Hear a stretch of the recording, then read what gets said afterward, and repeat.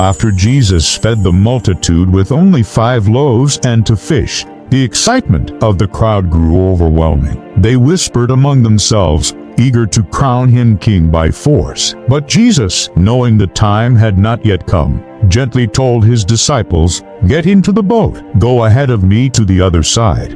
He then dismissed the crowd and slowly walked up a quiet mountain path alone. Evening settled, and the world grew silent. Jesus lifted his eyes toward heaven and prayed long, deep prayers seeking fellowship with his Father. While he prayed, a storm silently began forming far across the Sea of Galilee.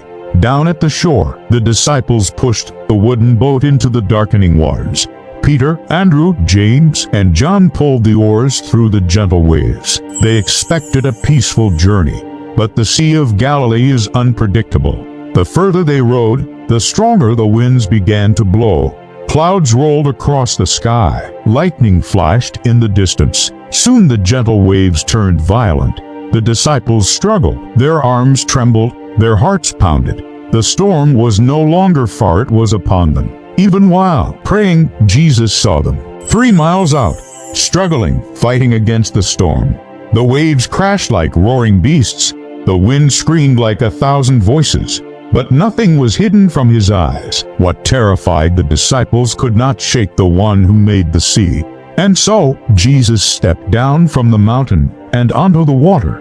Then something impossible happened. The surface of the water bent beneath his feet, holding him like solid ground. Step by step, he walked straight into the storm.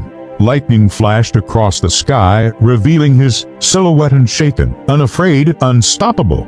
The storm roared, yet Jesus moved with perfect peace. He walked toward his struggling disciples. Inside the boat, the disciples were exhausted and terrified. When lightning flashed again, they saw a figure standing on the waves, a human shape, walking toward them. They cried out, "It is a ghost!" Fear gripped them more than the storm itself, until Jesus' voice carried through the wind. "Take courage, it is I. Do not be afraid."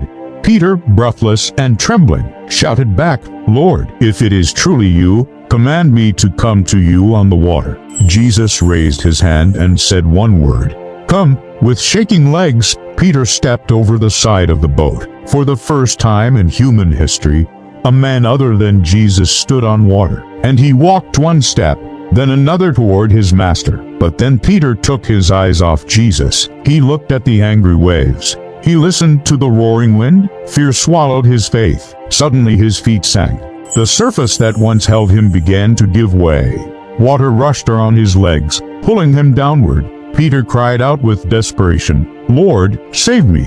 Without hesitation, Jesus stretched out his hand and caught him. He lifted Peter from the sinking waves, held him firm, and said gently, "O you of little faith, why did you doubt?" Then together they walked side by side back on top of the water toward the boat.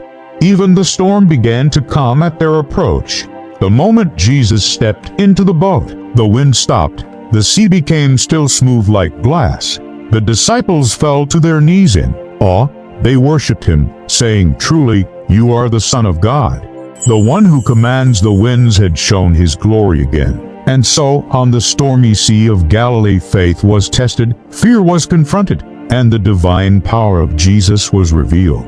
He is the one who walks on storms, the one who reaches into our sinking moments, the one who brings peace to every wave of life. This is the miracle of Jesus walking on water, brought to you by Kingdom Chronicle. Like, share, and follow for more powerful Bible stories.